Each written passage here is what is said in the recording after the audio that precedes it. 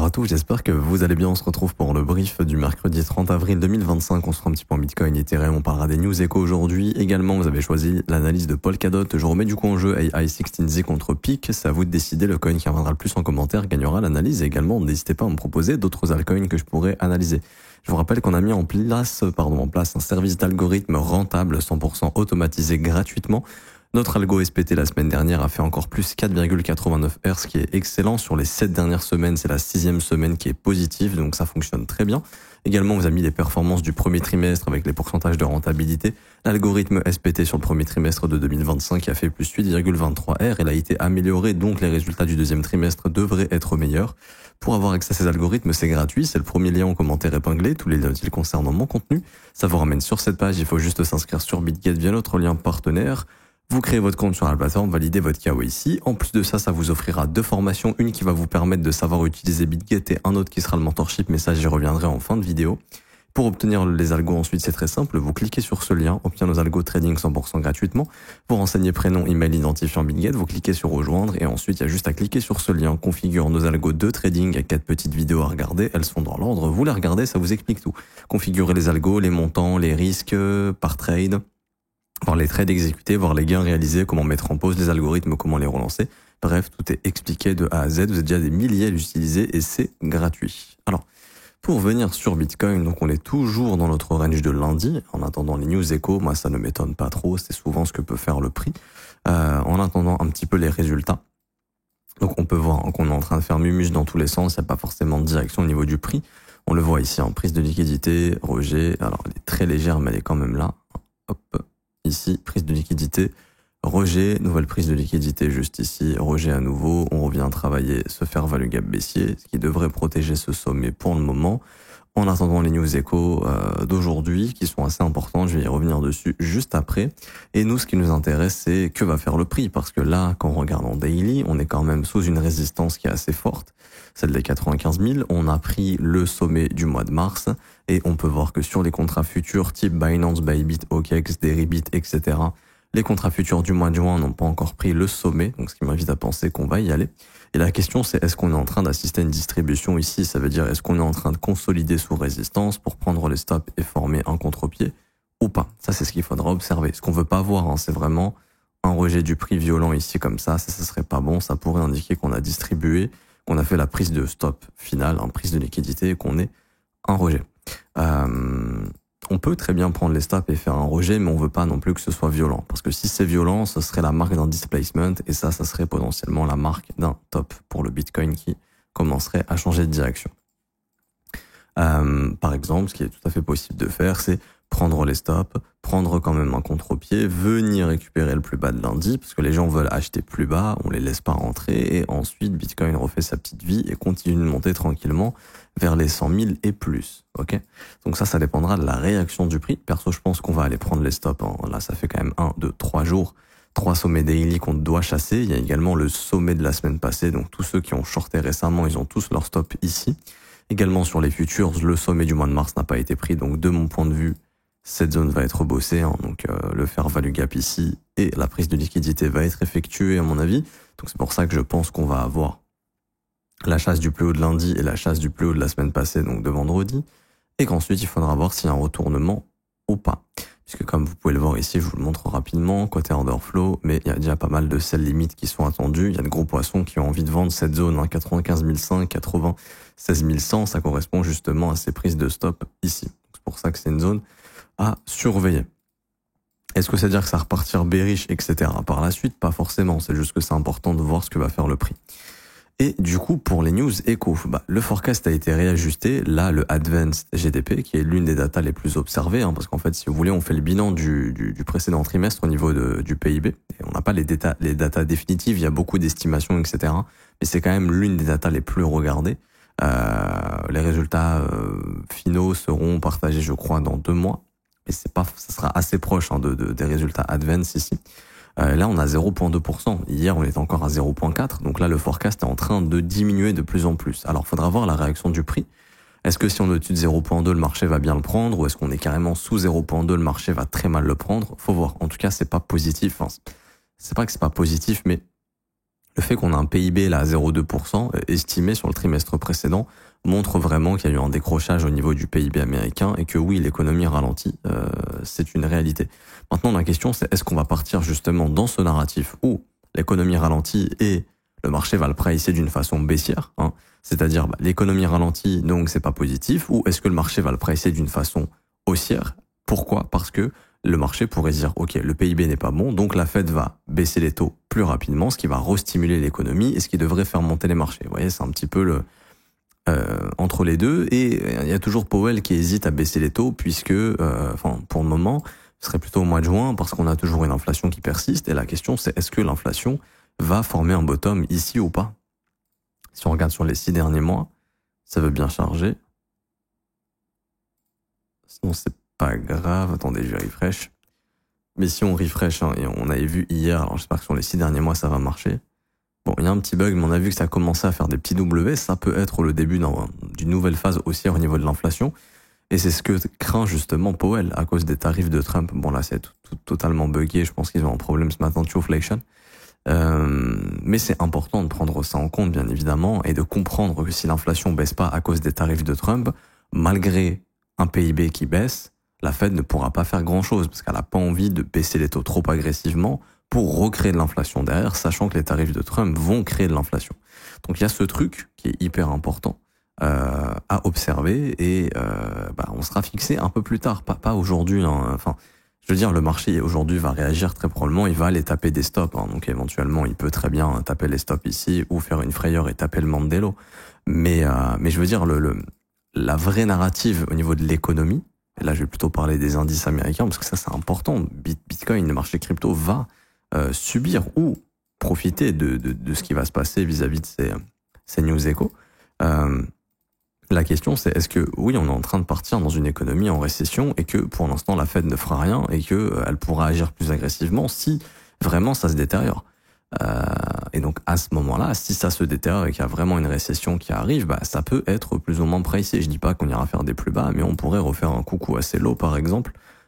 Éventuellement, vu les zones de prix dans lesquelles on est ici, le fair value gap weekly, bon, si on veut rejeter et revenir faire un coucou à ce low, par exemple, d'il y a 2 semaines, c'est tout à fait possible éventuellement. Et ça, Bitcoin devrait réagir à ce genre de mouvement si jamais ça arrive. Donc c'est pour ça que c'est des choses à observer, ce sont des choses à observer. D'un point de vue technique, il n'y a pas forcément de raison de penser dump, hein, pour le moment, à part si, comme je vous ai dit, on fait un truc comme ça vraiment dégueulasse, là oui, ça pourrait marquer le début d'un changement dans le comportement du prix et des retracements. Mais oui, pour l'instant, Bitcoin, lui, en soi, se comporte assez bien. Les indices américains aussi sont juste dans des zones de retournement potentiel qu'il faut observer, bien évidemment.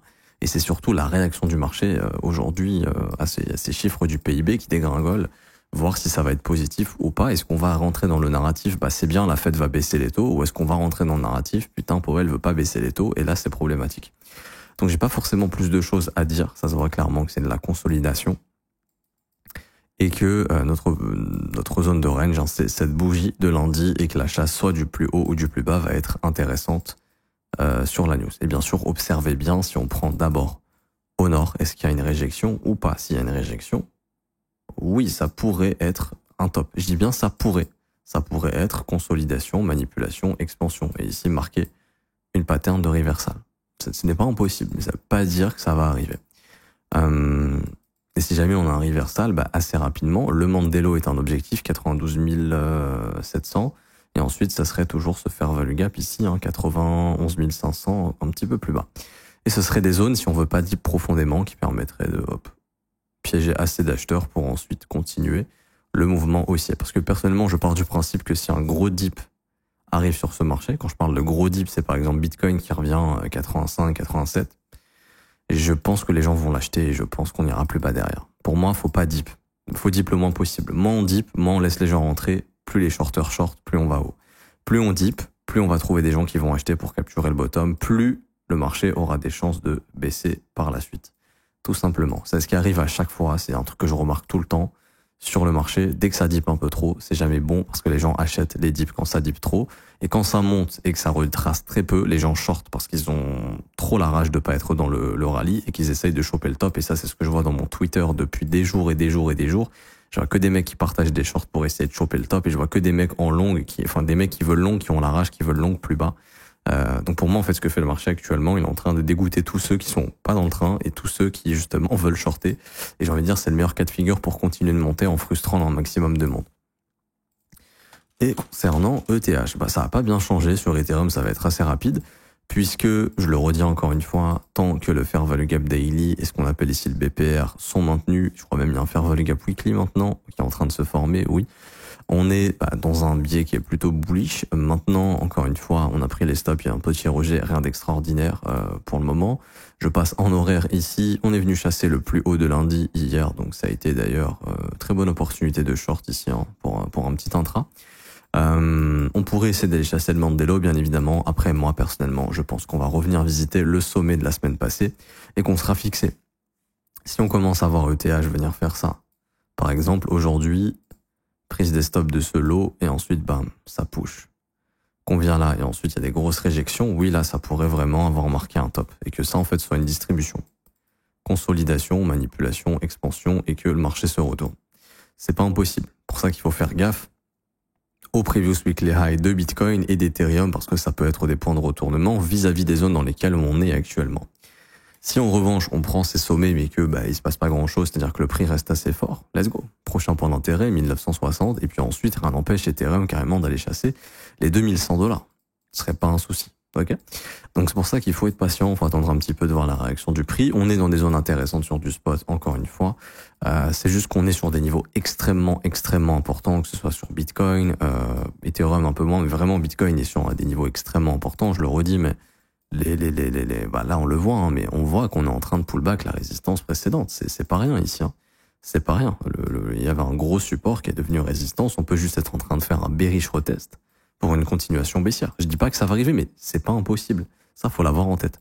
Et c'est pour ça que si le prix vient reprendre les stops mais se fait rejeter ici, et que cette bougie d'impulsion ne tient pas, derrière, c'est direction nouveau plus bas. Et là, ce serait pas du tout positif pour le marché dans son ensemble, ni pour Ethereum, ni pour les altcoins.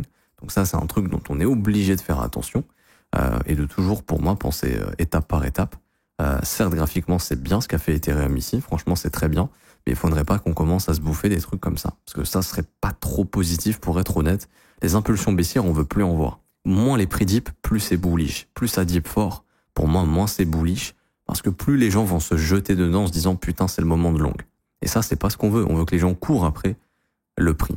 Que ce soit Bitcoin, Ethereum, que ce soit les altcoins. Quand vous regardez Others, par exemple, il y a très peu de dip. Sur les alts, il y a très peu de dip. Et c'est bien.